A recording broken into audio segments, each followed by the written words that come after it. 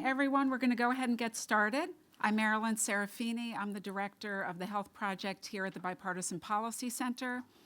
For those of you who aren't familiar with the Bipartisan Policy Center, our health team works to find bipartisan solutions to the challenges confronting our healthcare system today. So welcome to everybody. DC is dry, but the suburbs are a little icy and snowy, so glad you all could get in, and welcome to our people who are viewing us live on our live webcast, which will also be available on our website after this event. So welcome to 2020. I'm told, and the eye doctors will correct me if I'm wrong, that having 20/20 vision does not necessarily mean you have perfect vision. You may see perfectly at 20 feet, but not so well at 5 feet. So we're here this morning as we begin our 2020 series, looking out over the coming year, maybe without exactly having perfect vision as to how it's going to unfold, particularly for the future of healthcare policy. We're going to start with the near term. We have primaries and caucuses that are coming up quickly. 25 days until Iowa, 34 days until New Hampshire, and 52 days from South Carolina Democratic primary. I noticed, by the way, that South Carolina's primary falls on Leap Day. We have leap year this year, February 29th. So not sure what relevance that might have, except that we have Super Tuesday just a few days later, and perhaps it's an opportunity for one of the Democratic candidates to leap into Super Tuesday. So to set the stage for this discussion, we asked Morning Consult to conduct an online poll for us, a national sample of nearly 2,000 registered voters, to better understand where healthcare falls as we enter the 2020 election season. We thought the results were really quite interesting and support our work here on bipartisan solutions here at the BPC. But I'm going to turn it over to Caroline By, who's Managing Director of Morning Consult, and she's going to present the findings of the poll. Then I'm going to introduce our panel. And our panel, you'll see, is made up of folks who are on the ground in the early primary and caucus states. They have a very strong understanding of what is important to the voters. And so we wanted to get an early peek into what voters in these early primary states are thinking and what's on their minds, what's keeping them up at night as it relates to health care. So I will introduce the panel at that time, but right now I'm going to turn it over to Caroline from Morning Consult.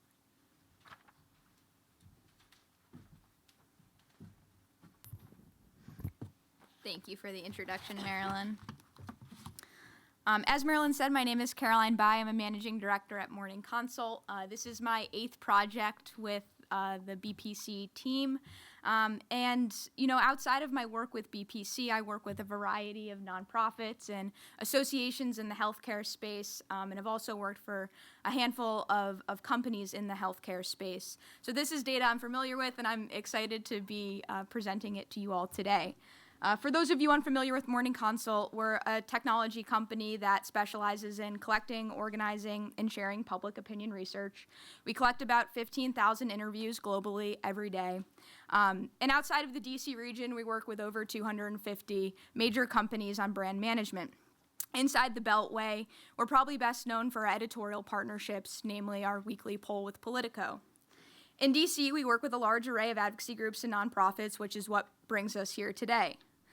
This is actually our second project with BPC's healthcare team, and we've had also the honor of working on a variety of other projects with BPC, ranging from early childhood education to immigration.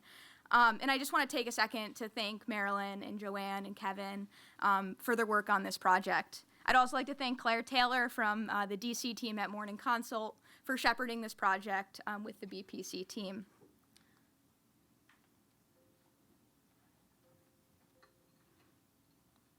Trying.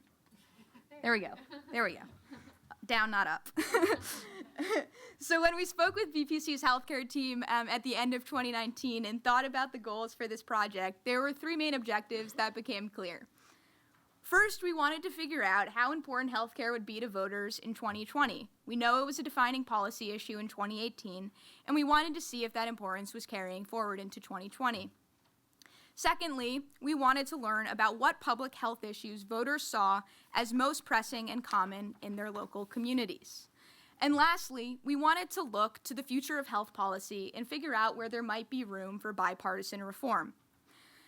As Marilyn said, in order to reach these objectives, we surveyed 2,000 registered voters across the country and paired this nationwide research with 3 state oversamples that were selected by BPC in early states, New Hampshire, Iowa, and South Carolina. In each of these states, we collected 300 interviews from registered voters. Now to give a high-level overview of the answers we found to each of these objectives. When it comes to how important healthcare will be in 2020, it seems that healthcare will continue to be a defining issue in the election. And while healthcare is typically thought of as a D issue, the data shows that this is clearly important to voters across the political spectrum. Second, looking at public health issues gripping local communities, voters say that drugs and opioids, as well as mental and behavioral health, are the most common of the tested issues. And lastly, when it comes to bipartisan solutions to the future of healthcare reform, the most middle ground is found in improving the current healthcare system. This isn't stated here, but something I'll get to later in the presentation, and that's true across party lines, is no matter your party, voters certainly don't want politicians to reduce Medicare benefits as a way to maintain funding for healthcare programs in the U.S. Looking at the following question, it's clear that healthcare is an important issue to a majority of voters. In this question, we see 56% of voters select healthcare as a top 3 issue heading into 2020. I do want to call out that in this particular question, we allowed voters to select 3 rather than a forced choice of 1 issue area. We did, however, do an exercise with respondents where after selecting their top 3 issues, they were forced to rank their top issue areas. In this exercise, healthcare still performs at the top, tying with the economy for the number 1 spot. 44% of those who selected healthcare as a top 3 issue area rank it as their number 1 issue, while 45% of those who select the economy as a top 3 issue area rank it as their number 1 issue. Breaking this data out by party ID, healthcare is clearly important across party lines. 2 and 3 Democrats rated as one of their top 3 issues. 54% of independents rated as one of their top 3 issues, and 46% of Republicans rated as a top 3 issue. Healthcare is the number 1 most selected issue among Democrats and independents, and it is the 3rd most selected for Republicans, falling after the economy and immigration. Looking at early primary and caucus states, healthcare is still a frontrunner across the top issue areas, receiving majority selection in all 3 of these states. We also wanted to be sure to have insight into what exactly about healthcare is so important to voters. So we asked which of the following issues are most significant to voters and their families. Cost and quality of care rise to the top. Out-of-pocket costs, prescription drug costs, quality of health care received, and difficulty in getting affordable and sufficient insurance are the top 3 issues, while proximity and availability of care kind of fall into that second tier issue there. Cost and quality of care having the most significant impact on voters is a trend that spans party lines. And additionally, it spans geography, from Iowa to New Hampshire to South Carolina. Now, thinking about the public health issues being experienced in local communities, drugs and opioids rise to the top, and this is followed by mental and behavioral health. 3rd in the ranking here is a story that's gotten a lot of attention from news outlets in recent months: smoking and vaping. Looking at public health issues by party ID, drugs and opioids really pop for Republicans, while for Democrats, drugs and opioids is tied with the selection of mental health and behavioral health. And though there are differences in the percent selection, general trends of the most selected to least selected hold true across party lines. Considering this data by community type, we see drugs and opioids, as well as alcohol addiction, are disproportionately selected by rural respondents. Lastly, I want to highlight the early states here. New Hampshire really sticks out because of their selection of drugs and opioids. And in comparison to Iowa and South Carolina, voters in New Hampshire have a lower selection of issues like obesity and traditional diseases such as heart disease, stroke, and cancer. Meanwhile, in Iowa, mental and behavioral health is the most selected public health issue, followed by obesity and drugs and opioids. We also see a slightly increased percentage for suicide among Iowa voters. South Carolina follows most of the nationwide trends of selection, though obesity and traditional diseases like heart disease, stroke, and cancer see higher levels of selection in South Carolina, about 10 points higher than the national average. Last section here. Here we'll cover potential reforms to the healthcare system, and we'll see where there might be potential to create middle ground. We asked respondents on a scale from repeal and replace to Medicare for all, where they stood. A plurality select the middle ground solution, improving the current healthcare system. And when we break this out by party ID, we see that a plurality of Democrats and independents select the middle ground option, and 1 in 3 Republicans also select this middle ground option. Words like repeal and replace and Medicare for all are charged and have been used in partisan ways up to this point. So we do expect to see some partisan divides based on sort of the colloquial usage of these terms. But we also see that despite the messaging that's occurred over the past years from both sides of the aisle, neither repeal and replace nor Medicare for all receive majority support from their respective parties' base. The most room for bipartisanship based on these results is through improving the current healthcare system.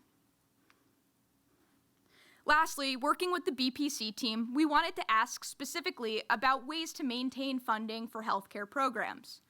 We tested a large array of proposals from increasing federal taxes on wealthy segments of society to reducing Medicare benefits.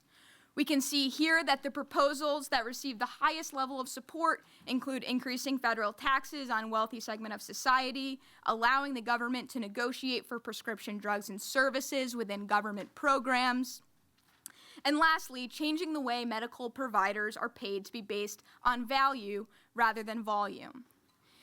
Even stronger than the support for these top-tier proposals is the opposition to the bottom tier of proposals. Delaying Medicare eligibility from 65 to 67, increasing Medicare premiums, and reducing Medicare benefits receive intense opposition. Looking at the top 3 proposals by party ID, we see that the most bipartisan solution is around value-based care, which is our bottom option here. We see that the wealth tax, or the tax on a wealthy segment of society, is more controversial among a Republican base. And to take a second to explain these numbers here, you're looking at the net support of these proposals, meaning we take the total level of support and subtract it from the total level of opposition. So still, there are more Republicans who support this increased tax on a wealthy segment than oppose it, but it's much more controversial among the base. We also see room for bipartisanship in government negotiations for government programs.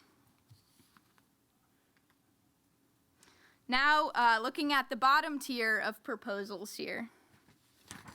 These proposals receive less support, and specifically, I'll call out on the top option here, the proposal for a Medicaid work requirement. It's much more controversial and receives net positive support from Republicans and net negative support from Democrats. The following 2 also receive slight net positive support from Republicans and net negative opposition there from, or net positive from Democrats, negative from Republicans.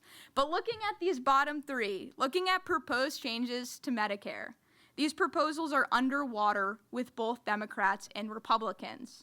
Touching Medicare is not something voters want to see taken up as a way to maintain funding for healthcare programs in the U.S. So I know we've covered a lot here. Healthcare, as we all know, is a very complicated issue, but it's an issue that's really important to voters. This data reveals that heading into 2020, healthcare is still top of mind for voters. We also see voters are concerned with the cost and quality of care they receive. And in finding common ground, the bipartisan route forward seems to be through improving the current healthcare system and not repeal and replace or Medicare for all. Thank you all for your time today, and I'll turn it back over to Marilyn.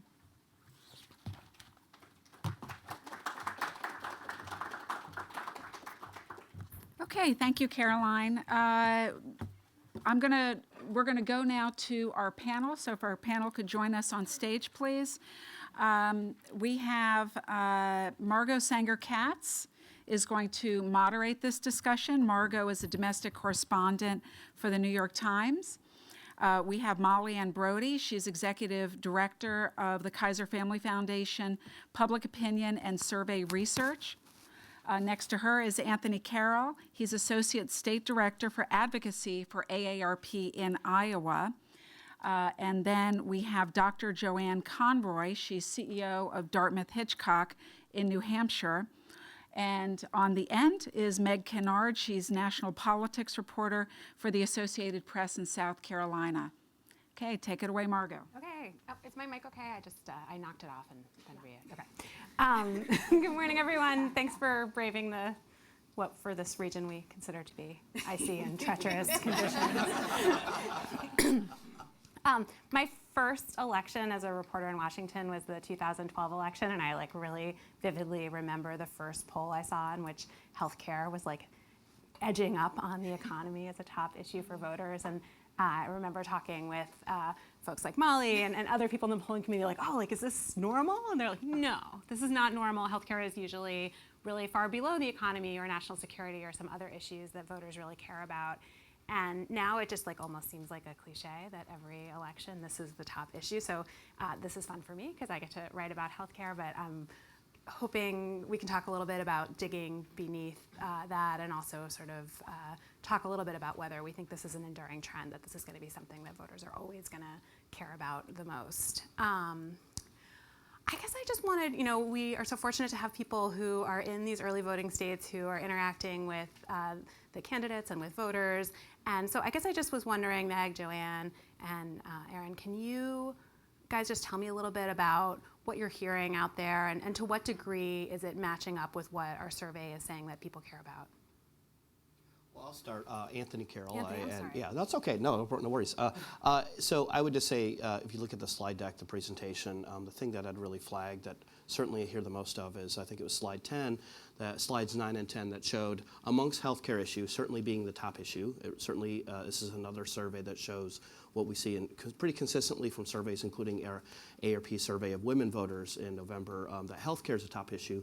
But amongst that, specifically prescription drugs being a top issue is something that I see and hear the most of. In Iowa, we did presidential forums in July with all the candidates except for Bloomberg and Steyer, who are not yet announced. And my role in that, 5 forums in 6 days, we pulled off a pretty crazy, aggressive task. But my role in that was to work with AARP members to get questions and then actually have those people be willing to ask those questions on camera. And at every one of those forums, prescription drug costs came up. Someone asked one question. And then I'd say more recently, in December, I did a tour with just how to caucus. That can be an intimidating thing, and there's been some changes in how to caucus. So we partnered with not just the Democratic Party of Iowa, but the Republican Party of Iowa, because we do have a Republican caucus February 3rd. And we just went around and talked about how to caucus. And it was interesting because it's a process-oriented presentation. But we had a listening post in the back where we asked what issues are on your mind. Just an open-ended question. Healthcare, prescription drugs, top things that people wrote down over and over. And I'd say last but not least, not just what you hear from especially 50-plus voters in Iowa, people who tend to show up. I'd point to the ads you see, right? We see what are the candidates running for Democratic presidents, what do they see as the top issue? And just Monday night, watching the news, you see Bloomberg, his ads, he does have ads in Iowa, and he's running ads on healthcare, Senator Klobuchar's ads the last 2 months have been on prescription drugs. And most tellingly, I thought Senator Sanders, he's running ad just on prescription drugs alone, right? Besides maybe our traditional bread and butter. So it's certainly something you see, it's in the news, and it certainly matches up with the findings. So we're seeing the same issues in New Hampshire. St. Anselm's has just completed a survey of over 500 voters across the state, across all age demographic, as well as rural versus urban. And 68% of them actually say we need a solution to the cost of healthcare. I think New Hampshire is a little bit unique in that we're one of the states with the highest percentage of voters that have high deductible health plans. And the structure of those actually makes the pain much more acute, especially in January when people have to fulfill their deductibles again, where not only the out-of-pocket costs, but that actually relates to the prescription drug costs. And I would say that this is echoed in all the forums that all the candidates are hosting, as well as the ads on TV, as well as all the polling that we're doing across the state. And certainly in South Carolina, echoing what the other two early state folks have said, absolutely, healthcare is #1 on voters' minds. Well, #1 on Democratic electorate minds in South Carolina is defeating Donald Trump. But then when you ask them about the actual issues that they want to hear from candidates about in terms of whom to pick to do that, healthcare concerns is certainly something that I'm hearing pretty much everywhere I go.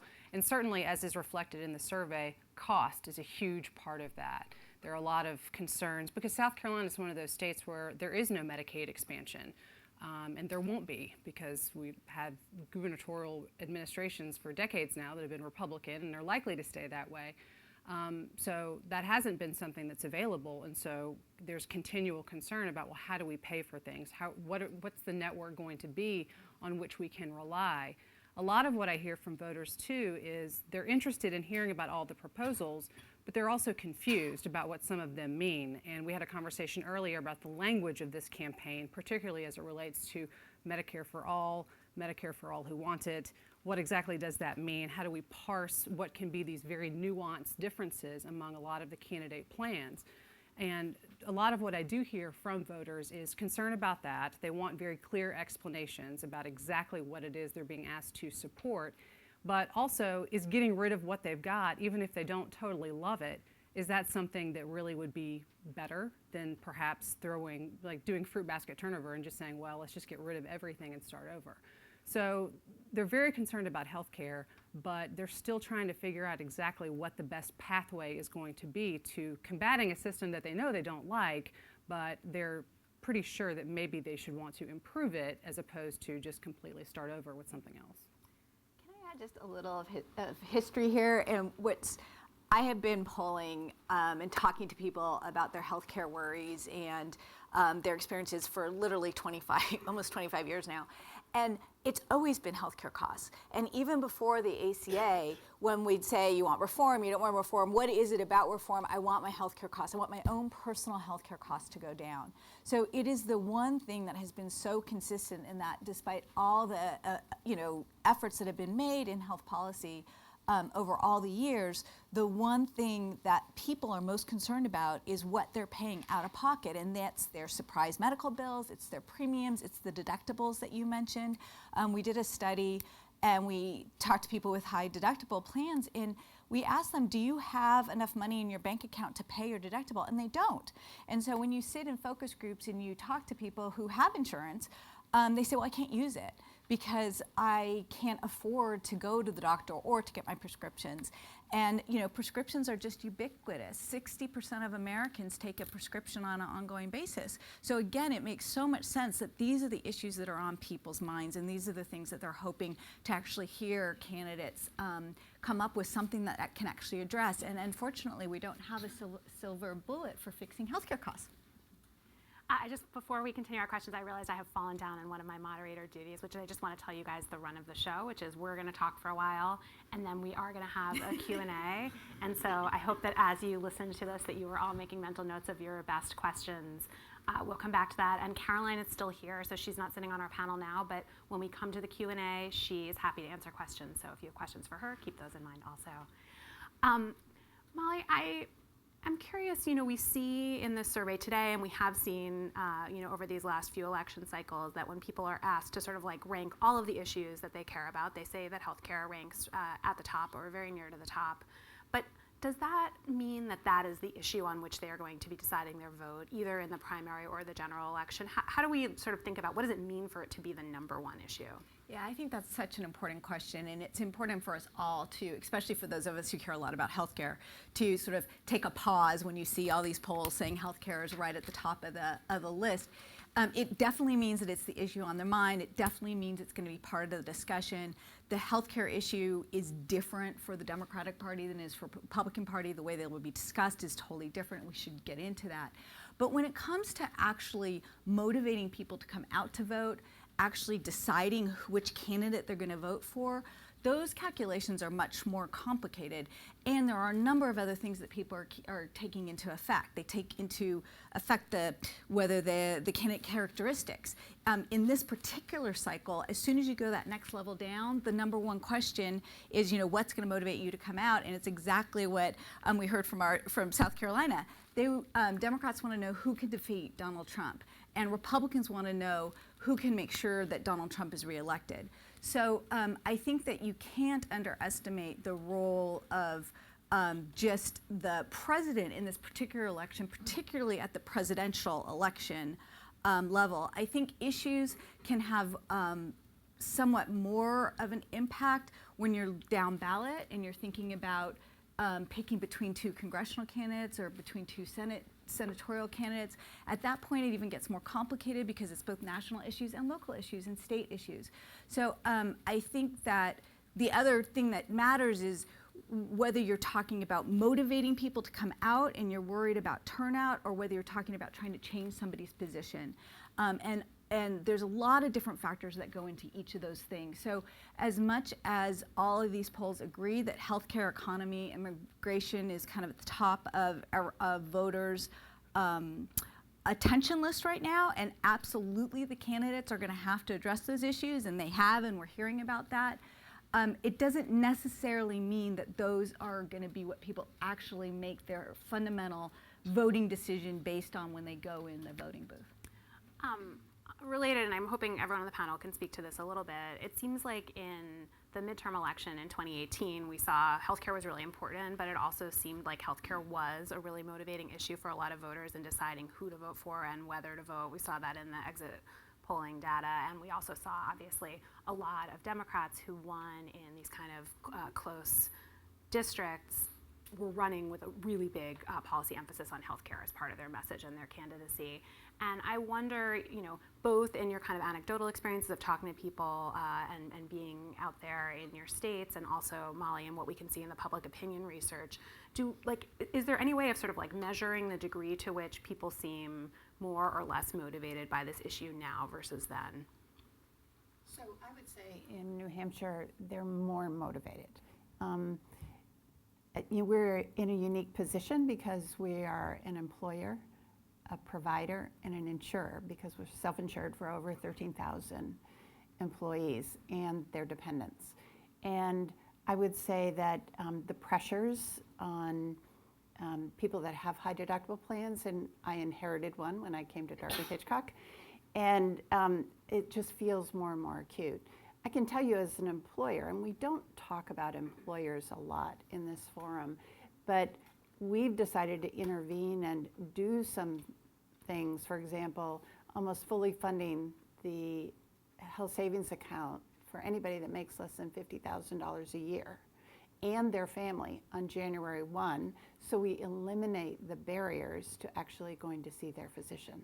And it doesn't really matter what your income level is. People think twice when they have to pay $1,000 for a prescription in the month of January because they haven't met their deductible yet. So it's not only the out-of-pocket costs, which is certainly part of that, but people are becoming more and more aware of the rising costs in medications. And with the introduction of specialty drugs and the rapid rise in generic drug costs, people are much more aware of that. And I think we're seeing a reaction to that across the state. And you can tell that the candidates are speaking to that in every single forum and in their print and TV ads. Certainly, and one thing I would say for South Carolina is that state level specificity. In recent years, South Carolina, as many other places, has experienced rural hospital closures, which is something that, especially when I'm going to these very far-flung places where a lot of the candidates have been spending time in the state, and I'm talking to voters and asking them, well, within the healthcare realm, what's your major concern? A lot of them don't have a doctor that they could even go to. There's nowhere nearby where they could be seen for emergent needs or sometimes just preventative and normal, what we would consider normal checkups. So, when I hear those concerns from voters, that's something that's immediate to them. That's an emergency. That's something that if they really feel that they get a convincing plan from one of these candidates, well, how are you going to combat this? Because this affects my day-to-day life and my children and my maternal health, my reproductive health, everything that goes into that. I feel that now, as compared to 2018, as compared to 2016, that's something that's developing now and continuing to happen.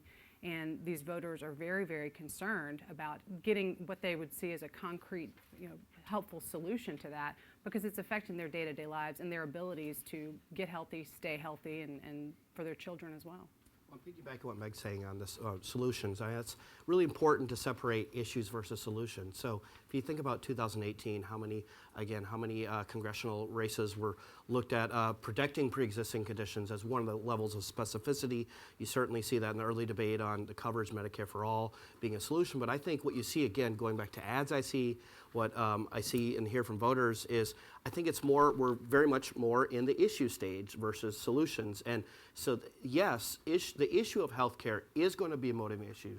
It's maybe not, we're not quite there yet in terms of solution. I would say, again, going back to prescription drugs, though, again, what you can see is it's a lot closer bridge gap in the bridge between issues and solutions on prescription drugs, because most often, again, both Democrats and Republicans, what I hear is they know it has to start with standing up to the pharmaceutical industry. So that's, maybe as far as you need me to go. I mean, the poll does get into the secretary negotiation being very popular. Again, the crossover on capping out-of-pocket costs being a big issue. But again, I think it's very much now what you see both with where voters talking about and asking questions about, as well as ads. You see it very much on the issues identifying versus, again, and in fact, actually you can make the case they're steering away less from some of the solution discussions back into, as candidates make their closing arguments, because we are less than 4 weeks away from the caucus, to again, highlighting the issues and how they as a candidate represent on the issue of healthcare and prescription drugs in particular. I just want to make one point to put us back in the context of where we are in the cycle. One of the reasons why we are hearing so much about healthcare and why it is so vibrant right now is because we're in the middle of the Democratic primary, right? Let's be clear that, as even what the data says, when Republicans say they care about healthcare, they care about a very different conversation than the conversation that we're having here, or the conversation that is happening in the Democratic primary. And so, so it is, because if we were in the middle of a Republican primary, we would be having an entirely different conversation sitting on the stage right now about what the issues are on voter minds. So for Democrats, I think that it is a very, very defining issue. I think that what happened in 2018 is that there was such threats about taking away people's current arrangements, and we had mentioned this before. You said it in South Carolina, but it's true across the nation. People are very risk adverse about changing their healthcare arrangements. As you said, they may not like it or love it, but they know it and they've made it work for them. And so anything that can threaten their arrangements or threaten things that they value is, and that's what we saw in 2018 because of the repeal and replace debate that had come so close to taking away some of the benefits that people had really come to cherish, and because of the worry around pre-existing conditions. And the candidates, especially the Democratic candidates, were very able to piggyback on those issues and get that momentum for 2018. I think going into 2020, one of the biggest questions is what happens with the Texas court case in the Supreme Court. So ruling. can I just interrupt for one Yes. second to say what that is in case Yes, everyone thank you. doesn't know? So there is a case that's been brought by a number of state attorneys general and governors, Republican states, challenging the constitutionality of the Affordable Care Act. And that case is in a weird procedural moment where it is probably unlikely to be decided before the election, but the litigants defending the law have asked the Supreme Court to review it on this kind of sped up basis. So there's, I think, a small chance that we would have that case very much in the news in the coming months. There's also, I think, a larger chance that it kind of just will buzz about unresolved until afterwards. And I completely agree with you, and I think that that issue could really fundamentally change the whole conversation. And assuming that, you know, it ends up not getting resolved prior to the election, then you have a very different healthcare conversation leading into the general election, where you have the Democrats who have had a whole conversation around Medicare for all, with the Republicans sort of sitting in the sidelines, very happy that now they can have a healthcare conversation about protecting you from a government takeover of the healthcare system. And so that's a very different conversation leading into the general election. Yeah, so right now it's very much, I would say, aspirational versus last election was more defensive. Could it shift back to more defending what we have versus aspirational? What do we want the future of healthcare to look like? And all of that also, as we were talking about earlier, has implications from and on the down ballot races, many of which are going to be happening at the same exact time. So, you know, we've discussed what happens when you've got this Democratic conversation about health care, but then in a very Republican-controlled state like South Carolina, where there would be kind of the implementation level for a lot of things if there were to be changes, well, that's a conflict. But then also, whatever the administration is, and then the chambers of Congress, and how that's going to look in terms of what they can actually get done. So obviously a lot of things up in the air. One thing that really stuck out to me in these survey results is the degree to which opioids are a really concerning issue for voters in all three of your states, but obviously particularly in New Hampshire, where the overdose death rate has just been really tremendously high over the last few years. I'm just wondering how much that voter interest is mirrored in what the candidates are talking about. I feel like we, at least here in Washington, are very focused on like what is going to happen with health insurance policy, a little bit less about what the candidates are saying about opioids. Is that something that they're talking about, and what are they saying? Yeah, in New Hampshire, it is something they're talking about, and it's not just the state of New Hampshire, but certainly the rural areas that have actually been very vocal about the impact on their communities. I don't think, you know, you can have a conversation with anybody and not find somebody whose life has been affected by opiate use disorder. And, you know, we are actually the most rural academic medical center in the country, so we serve people in very rural areas of both New Hampshire and Vermont. And just imagine living in a small village in northern New Hampshire or southern Vermont where you don't really have the infrastructure to stay sober. And we hope that we can get you into medically assisted treatment programs, but the drugs are just the beginning of staying sober. You need the infrastructure around you. You need a hospital where they have behavioral health services to help you stay sober. And that infrastructure is not necessarily there now, or it's certainly under attack because of the closure of rural hospitals, and just getting our arms around the things that work in terms of creating sober communities for a lot of these patients. I think it's something that the federal government has actually come to realize is important to invest in, and we've seen that with a lot of the new bills that have increased the funding, and certainly New Hampshire has received funding to create a hub and spoke program, which we are very involved in offering after-hours services, but it's just the beginning. And I would say that's something that voters are going to bring to the polls with them because it affects their daily life. I think it takes a little bit of a different lens, as you see, again, from the survey. In Iowa, it's, again, certainly an issue specific to opioids, but it more likely you're seeing manifested in the survey results around mental health, focus on mental health, suicide rate. So, again, and then the conversations you see overlapping in the state level that you see on the campaign trail, which is improving our mental health system, and how, again, thinking about that in tandem with substance abuse issues, suicides, how are they all related? I think, again, it's maybe a underlying a similar issue, but the lens and the type of conversation comes out a little bit different, maybe less specificity on the campaign trail towards opioids, more on what you see mental health, substance abuse, the infrastructure and funding for. One thing I'll say from South Carolina on the opioid front is this is certainly one of those issues. Yes, we're covering Democratic candidates right now, and we're hearing from a lot of Democratic voters. But the opioid abuse issue is one of those that I see manifest on both sides of the aisle. Obviously, it's a major concern to a lot of people, but Democratic voters are telling me, their concerns. But then I look at our state government, which is entirely in Republican control, and see the things that the Republican governor is doing, that the Republican legislature is working on.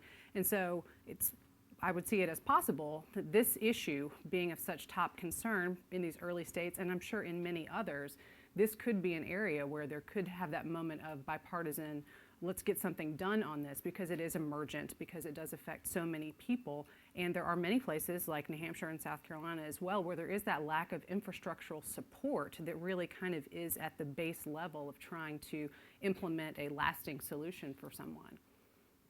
So I feel like we should talk about Medicare for All. We are in the Democratic primary.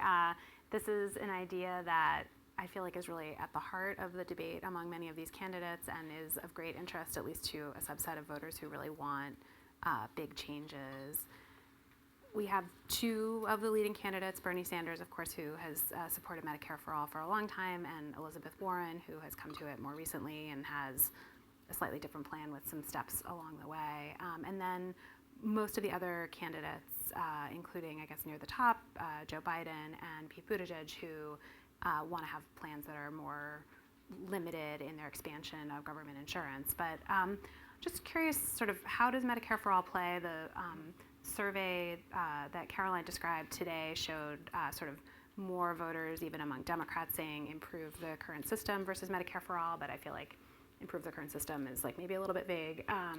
And I worked with some folks at the Harvard School of Public Health on a survey like a couple of months ago that also asked this kind of forced choice question. And again, you see like a real divide. Some Democrats really excited about Medicare for All, and some who would prefer to work on the ACA and do these more modest reforms. So like, what does that conversation look like? How do voters understand the differences between these plans, and are you seeing people with really strong preferences? Yeah, I would certainly say, as I said earlier, that there is a lot of confusion for sure. Trying to figure out, okay, well, there are a couple plans that have Medicare for someone, for all, for somebody, I don't know, like, what does that mean? Exactly what are those differences?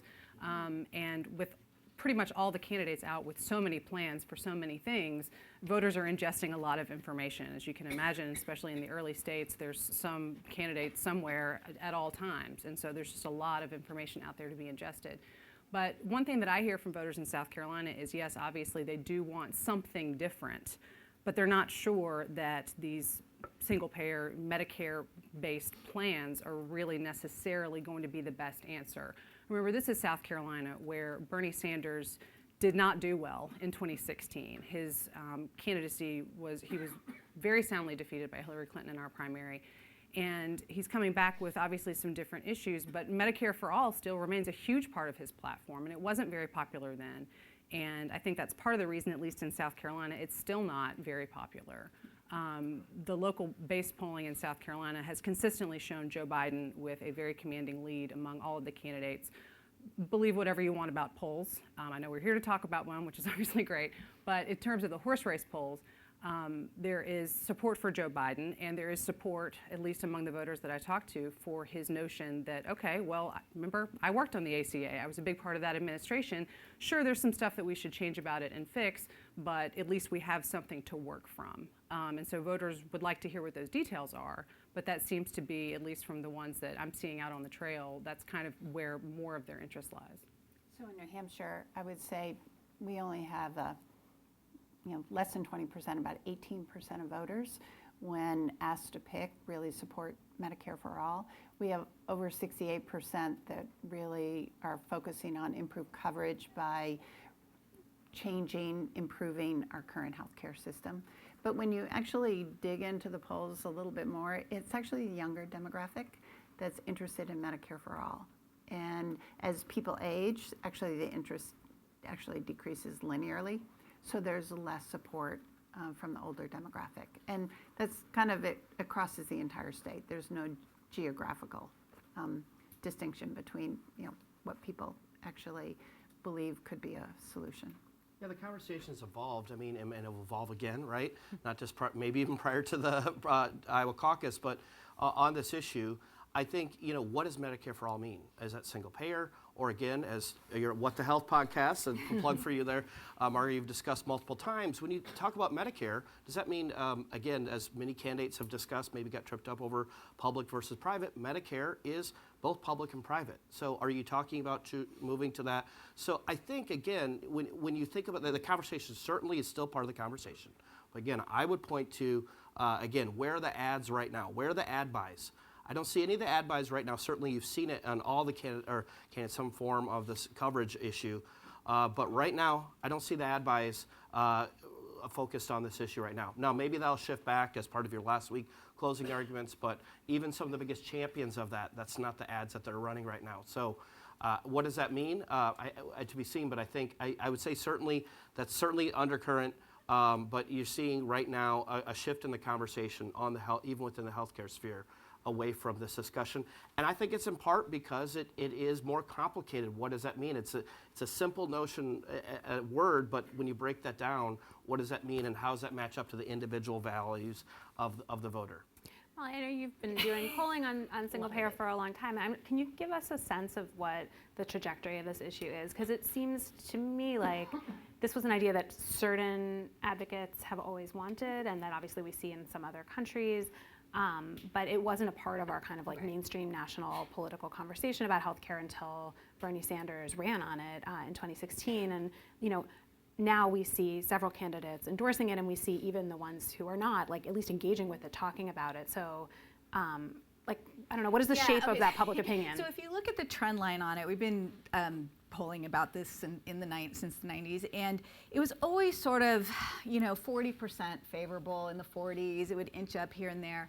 It didn't cross over to the 50s until right after Bernie Sanders' candidacy. So sort of in 2017, 2018, you start seeing about 53% favoring this, and that's for the overall population. And it's been bouncing around since then. But it's not, when we ask about other things that are more Medicare for all option, Medicare buy-in, those things all poll in the 75%. So you're never really you're talking about sort of a small majority at best across the nation as a whole. What I think's important about it too is that when we've dug down and really talked to Democrats about Medicare for all, it's not a deal breaker, except for a very small share of them. When we ask similar questions I think you have done on, would you rather build on the ACA or scrap it and go for a Medicare for all system? More Democrats want to build on the ACA, but then you ask the people who want to scrap and go for Medicare for all, and even among them, well, then would you ever vote for a candidate who disagrees with you? It's only about 14% at the end of the day. When we just did a bunch of work in the blue wall states, so Minnesota, Michigan, Pennsylvania, Wisconsin, states that ended up being very important for President Trump in 2016, and we asked Democrats there, it's not a deal breaker at all. Now the challenge is that for swing voters, for those who, when you ask them about some of those progressive policies, some of them they like and they're great, but when it comes to Medicare for all, they don't like it, and it could be a deal breaker for them. So, and then the last thing to say about this, and it goes back to just language and terms. I mean, the whole reason Medicare for all has been so embraced is because Medicare as a program was so popular, always has been so popular.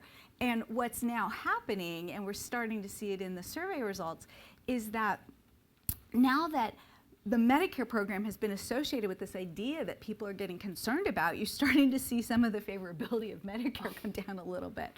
So it was a term that was used, it was a phrase that was used. I mean, if you look at Senator Sanders' plan, it basically, you had the greatest line, is it Medicare? Well, not really, it starts over. Is it, who is it for all? And nobody understands this. I have sat in many rooms with Democrats, with independents, with Republicans, and you ask them, well, what will Medicare for all mean? Oh, I'll keep my health insurance, but if you wanted, you can go and you can get what my mom has on Medicare.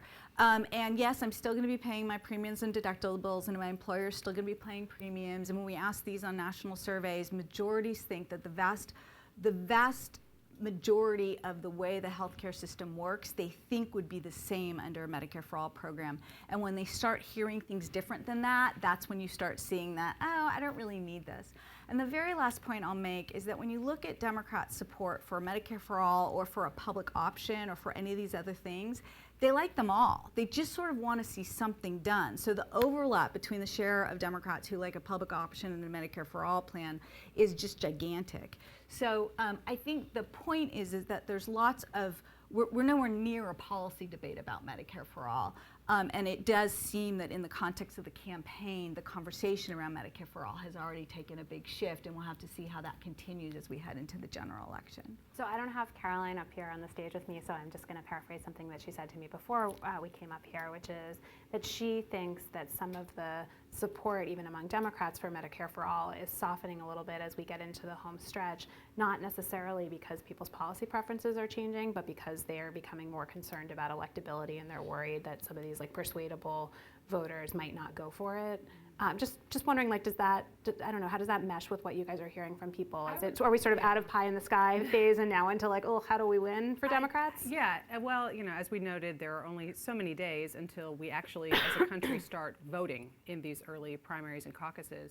And I think as those dates get closer, voters, especially in the early states, are really starting to think about that number one electability thing. And so healthcare and Medicare is one of those issues, I think, that in their minds they're turning over and thinking, okay, well, let's pretend that we do have this candidate and this is part of their platform and this is a major thing.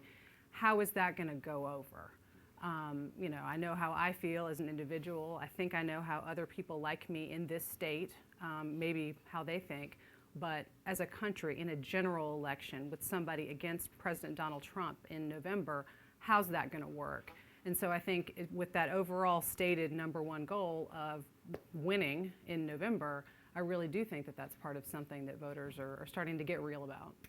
So I'm from the live free or die state, and I think when they start to get into the specifics of how you would administer and support And pay for. a huge shift in how we deliver care, live free or die people are taking a pause, and I think they're starting to ask a lot more questions. And I think that's why we're seeing some of the TV ads and print ads really shift to, again, things that have, it's easier to go between the thought to the solution around prescription drug prices. And we're seeing a lot more activity, actually, in both the public forums and print ads on things that people believe can be fixed. Yeah, electability is inevitably commingled with what issue is, obviously people are going to vote what's important to them, but they are surveying what's going to be, what do I hear from my neighbors and friends? Who's talking about the issues that matter, of course, to me, but who is going to increase the chances of winning, both, again, on the Democratic side, or again, I know the president has not really released his formally campaign, but you can see a preview of where he's going with, again, prescription drugs being something that he continues to focus on with this importation proposal in December. So again, you start to see, again, what are electability being, again, continue to be commingled with what is this person speaking to the issues that are going to capture the temperatures of some of those swing voters in Iowa and across the country. So we're coming up on a Democratic primary. So we've been talking a lot about Democratic politics, but I feel like eventually we're going to get to a general election, and so I think it makes sense to talk a little bit about Republicans on this issue. It strikes me that we are seeing this enduring interest in healthcare as an issue among voters, and I'm not hearing as much from Republican politicians about what their answer is to that set of voter concerns and like what they want to do about it. And so I'm wondering from each of you guys, sort of, either from the last election or just from your elected officials in your state, how do you see the Republican message around healthcare? There was, repeal and replace was a really great message for Republicans for a lot of election cycles. I think it was really motivating to their voters. I think there was a lot of commitment to it. But as that's fallen apart, I feel like Republicans have gotten a little bit quieter about articulating, what their particular policy vision looks like. Well, I touched on this in my last answer. I mean, again, I'll speak to where the president again continues to speak on healthcare issues. One of the most prominent ones is prescription drugs in terms of plans he releases. I'd say in Iowa, you also have a pretty good preview. We have Senator Grassley again, who is not only chair of the Finance Committee, but arguably one of the most prominent Republicans in Iowa. And again, what is his top issue? Publicly, privately, he will tell you it's prescription drugs. So I think, again, you are very much seeing something. I attended all the August town halls that he held. I attended Senator Ernst's town halls. I attended Representative Finkenauer and Axney's meetings they had in August and since then. And again, what you see is there's a common theme, even in the most western, rural, conservative parts of the states, of healthcare is still amongst the top issues, certainly through the fall, and prescription drugs being the top issue. And I would speak to, again, we have the Iowa State Fair, another institution that tends to, we have fairgoers, cross party lines that tend, but tends to skew a little more conservative. And our focus on prescription drugs, and it was one of the highest rate of engagements we had, personal stories. So again, I just say, again, at the risk of being redundant, prescription drugs is certainly something you're seeing, not just across party lines from leaders, but from voters. And the December tour I did on How to Caucus, I mentioned we had not just Democrats there from representatives, but Republican representatives from the party, as well as our memberships as Democrats, Republicans, Independents. Probably the most feisty ones were the no party folks who are grumbling about having to change their party registration from Democrat to Democrat or Republican in order to caucus. But I guess I would say I was amazed. The theme, the issues seem to be pretty similar across the state. But I was also frankly surprised the number of people who are undecided about which caucus they're going to attend.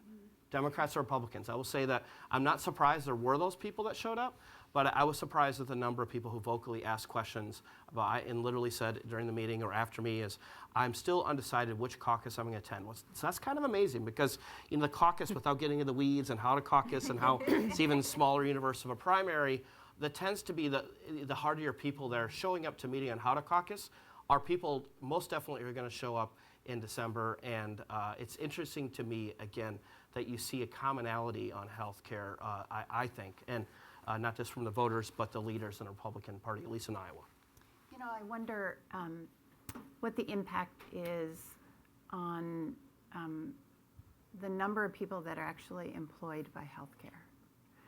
It's 20% of our GDP right now, so think about not only the people that actually deliver care, but all the associated companies that are swimming in this how do we deliver healthcare soup, and the understanding of those employees that there could be some dramatic shifts in their employment if there are dramatic shifts in how we deliver care. I remember when I was living in New Jersey, we had a hard time polling people that weren't employed in healthcare across the state. It was something like 1 out of every 6 people was actually directly employed by some hospital or healthcare system. I think that's going to actually be a factor because nothing's more powerful than when you actually touch somebody's pocketbook and affect their employment. And I'm not sure we've actually translated this kind of conversation at a national level to, again, as Margot said, what goes on in the state and local level to how it's going to affect my job. And I think that's something that we're probably going to see emerge over the next few months. Yeah, certainly, and not to be redundant from what I said earlier about South Carolina, but it is a very Republican-controlled state. And so, the governor, all but 2 members of our congressional delegation, all Republicans. And so the conversation there as it relates to health care is clearly very different, but it's a lot of we don't like the system that we have. And that's funny because you hear that on the Democratic side of things too. We don't necessarily like what we have either. Obviously the pathways to what's better are going to be very different. But I do hear a lot of concern from our elected leaders in particular of how are we going to fix this? What are we going to do?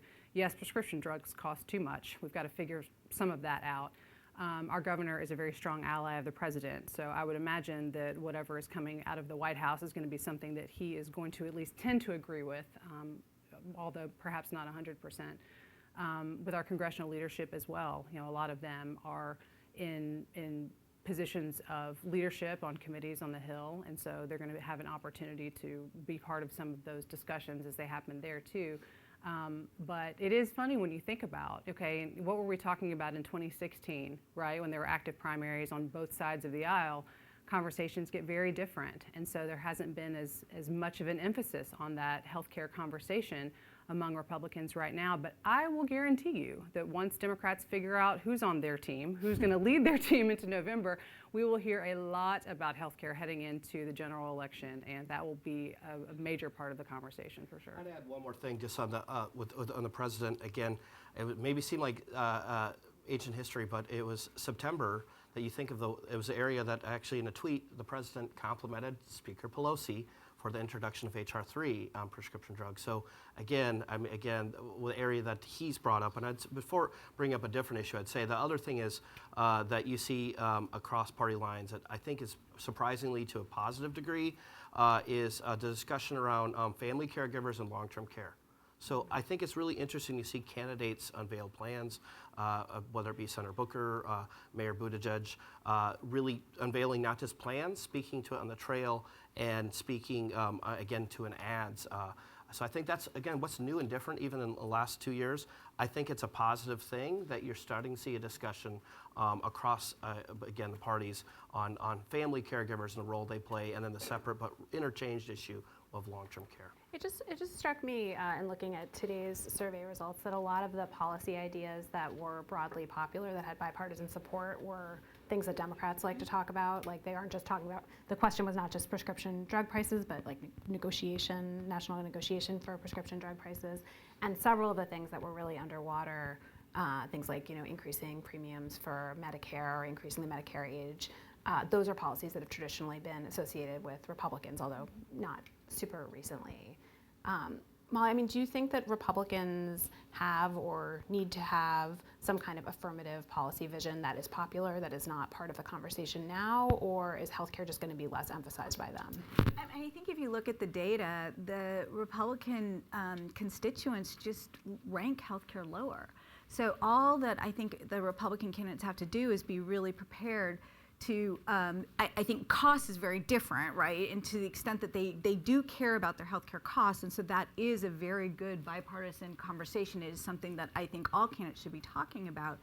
But the candidates from the Republican side really just need to be able to tell their constituents what are they going to do to protect them from this government takeover of healthcare, and what are they going to do to move towards repeal and replace, because even though we can go into all the details about why that wasn't successful for them, it's still a very powerful phrase. You saw it in the data today.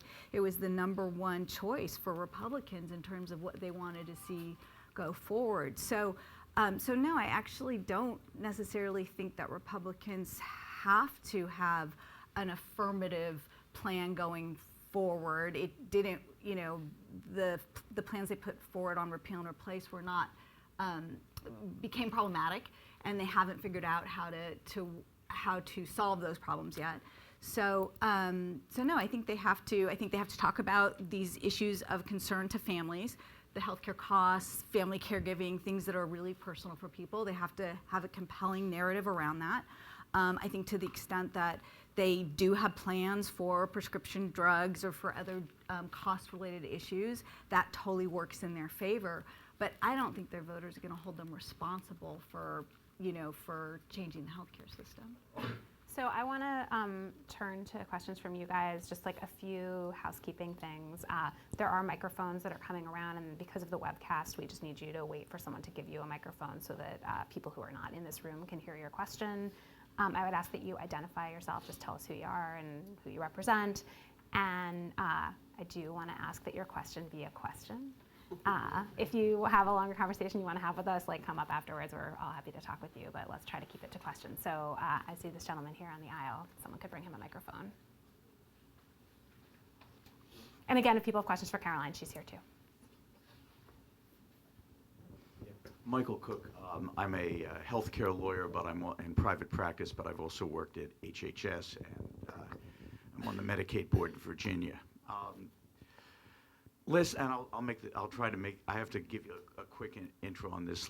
Last time around, we batted around the concept of getting rid of employer-based healthcare, something I guess I I proposed to one of the candidates and then discovered how many people we tick off and scare to death as we ticked it off, and we realized that ain't going to get anywhere. Have the candidates been focusing on the impact of getting rid of health insurers when we talk about Medicare for all, as opposed to just the concept of Medicare for all, and the fact that 35% or 33% of Medicare beneficiaries get their care from healthcare from private plans under the Advantage program, and it's growing that employees are going to be scared to death about what happens to their insurance, that the back office services for Medicare are provided by private insurers, and the impact on your 401ks if you were to suddenly get rid of all of your publicly traded companies, coupled with the impact on the economy. Is that being discussed at all? So we've been hearing that a lot in the presidential debates, like, you know, how people feel about getting rid of private insurance. How much is that being talked about sort of day to day? I hear that. I do hear that concern from voters, and those are the ones, you know, who've been paying attention for a long time because they're in the early states, and as we've said, you know, they're being inundated by candidates, but they are thinking about that big picture. And it's not necessarily like, oh, you know, I work for this insurance company or that or whatever, but they are thinking about, well, this could have like kind of concentric circle ripple effects on all kinds of things. And you know, the candidates, when they get those direct questions, I think are in the process of kind of trying to figure out what a lot of those answers are. I'm not sure how completely articulated a lot of that has been. I mean, sometimes there's kind of a general answer of, oh, well, you know, there'll be X a number of jobs created because of this, you know, changing of the system or whatever. Well, that's great, but like, do I know that if I did this job over here, that will translate into another similar job in this new construct? So yeah, that just kind of goes along, I think, with the overwhelming uncertainty in terms of, well, what could some of this mean? But yeah, that is a concern that I hear from voters. So I'm in a very blue area of the live free or die state, and we're not hearing a lot of conversations about the disruption that it actually could create. Although I think some thoughtful people are just thinking about that, they're just not bringing it forward in the Democratic primary conversations. Yeah, there's a difference between voters thinking about it, and to Meg's point there too, that, you know, and as you're making too, Joanne, thinking about is one thing. How much the candidates want to talk about it. And when they're directly asked, that's where they're getting more prepared to answer. But I don't see very many stump speeches on this. You know, that like this on. Let's talk about. Yeah, exactly. That's not something you see. Could I shift the question a little bit though? You know, I'm in almost a zero unemployment state, so I'm worried about the workforce for the future. I'm looking at my health plan as a way of actually leveraging recruitment. You know, we have changed the things we found. I inherited a high deductible plan, but that doesn't mean I can't modify it in order to really support employees. We pay for all diabetes medications now. So we are doing things to make sure that people see it as becoming the employer of choice. And I wonder how many other employers are actually saying, this is a value add, so I can actually recruit talent. Because we are in a war for talent that we don't completely appreciate yet in healthcare. And we have got to be prepared to take care of an aging population, and right now we don't have the workforce to do that. The question in the back row. Hello, my name's Carl Polzer. I've been doing federal policy analysis for 30 years, and I currently have a project that analyzes inequality and promotes the bottom 50% to be included. One thing this is a challenge on accuracy, okay? What is private insurance? A lot of what we hear about, it isn't. For example, when you're in a Medicare Advantage program, that's an HMO contracting with Medicare, you're not in a private plan. Medicare is hiring an insurance company, but that becomes a government plan. Just like under Medicare fee-for-service, they're paying providers, but they use insurance contractors to pay the providers without being insured, okay? So where the line between private and public is really blurred, and I read all these crazy articles about how You lose your private insurance when it's not even private now. So for example, when I was covered by an employer plan and I turned 65 last year. I stayed in Kaiser. But now I'm in Medicare and I'm in a government plan. It's the same plan, but there's different rules, different appeals. Do you have a question? Well, my question is, do you guys understand that? I don't think so. Is there anyone on the stage who does not understand that? No, it's blurry. I agree. It's blurry, right? But I would like to, I mean, just remember, and this, I know it's sort of a cliche, but I have heard it over and over again at forums and in focus groups and in my data collection, every senior saying, just keep the government away from my Medicare. I mean, they, so the vast majority of Americans don't understand that. So. But can I just ask a question piggybacking off of that question, which is, there definitely are a lot of people who are in government programs that are administered by these private insurers. Certainly under the kind of Medicare for All proposal that we're hearing from Senator Sanders and from Senator Warren, those people would still be experiencing a change in their insurance. They wouldn't have the same vendor. They might not have exactly the same set of benefits. Do you think that those people who are scared of losing their insurance would be reassured by what we've just been told, oh, it was always public all along? Or is that a difference that has salience for people and that is politically important? All of my experience talking with people in various ways is that there's such risk aversion to changing what you already know and have figured out that the definitions and the actual way the money flows and like who's paying and what does your card say, none of that matters. They just want to be comfortable. It's hard. It's complicated. I will say one of the things that is new in a lot of the focus groups we're doing is it's always been true that when you ask people what bothers you most about healthcare, what's most on your mind about healthcare, they say healthcare costs. We've seen that 1,000 different ways. But what's coming up now is the number 2 thing is it's too complex. It's the complexity. I can't figure it out. I don't even know how I'm supposed to do it. And that's something that has emerged, and that is very different. And to the extent that people can leverage that concern, then that it has some, I think, purchase. But again, when push comes to shove and you get to the end of a policy debate and then you're going to ask people to change something that they know, even if they don't love it, into something that they don't know and they don't really understand it, you get great resistance. I mean, right before the Medicare prescription drug benefit went into place, seniors didn't want it. I mean, they wanted a prescription drug benefit, but they didn't want it through private plans. And now, of course, they love it. It's fine. It's great. It works. But it was a scary thing to have to change, and people are very resistant. This question in the red sweater here.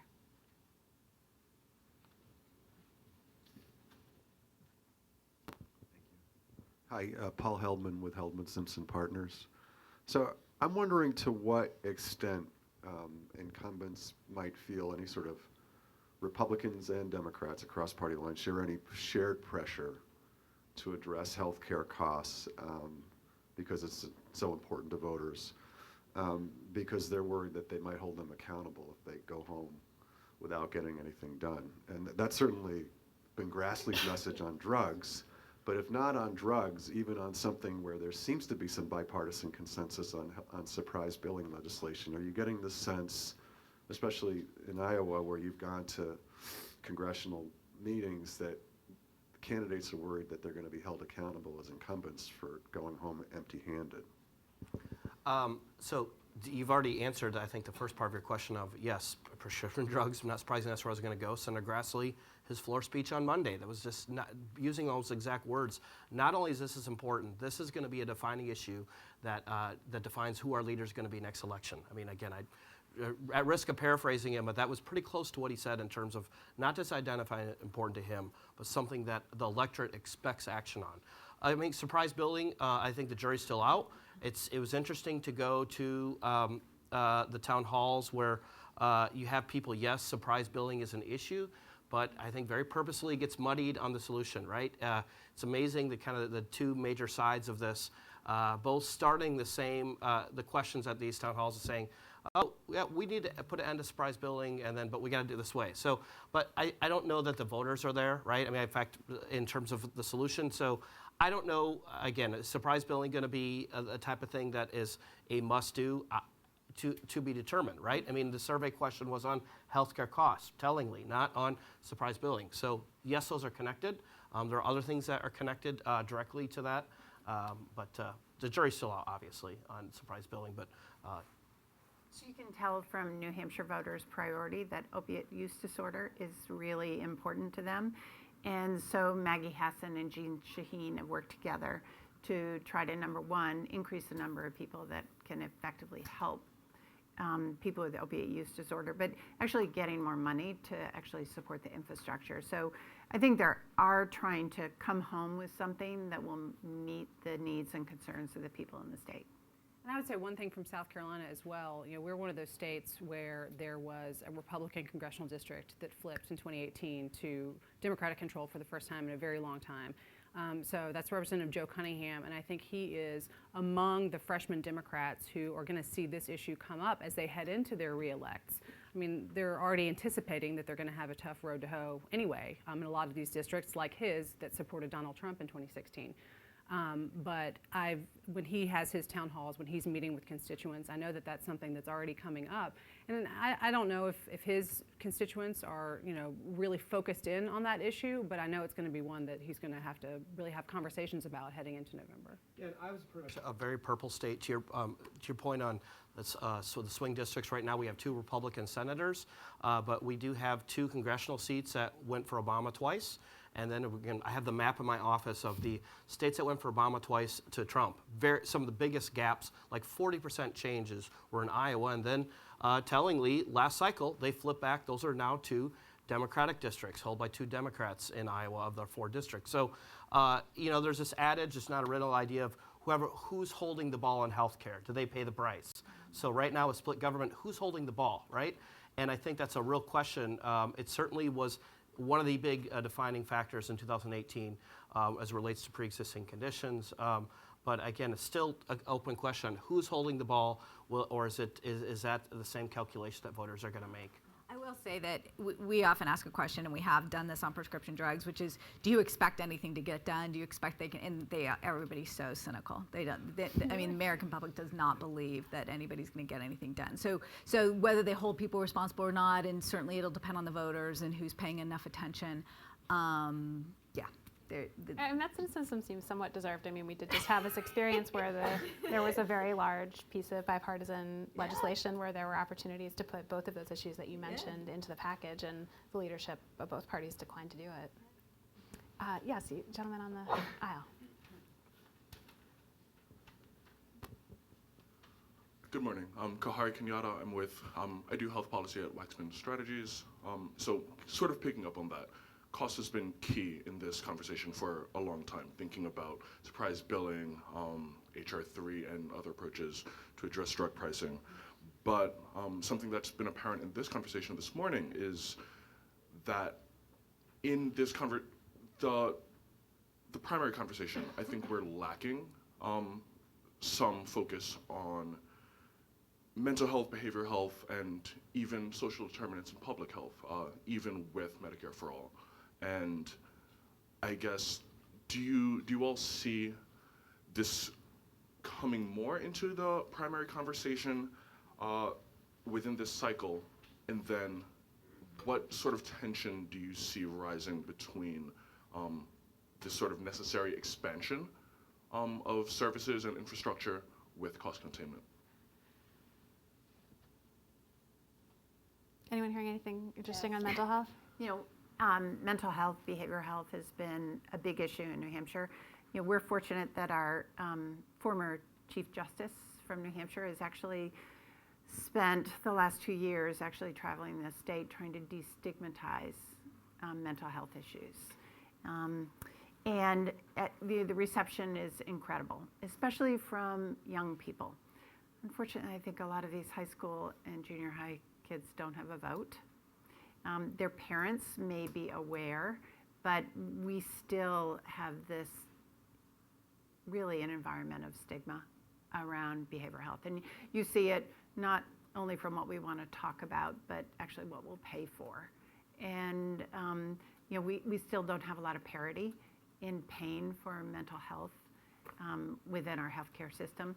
Do I think that's going to be one of the driving issues? No.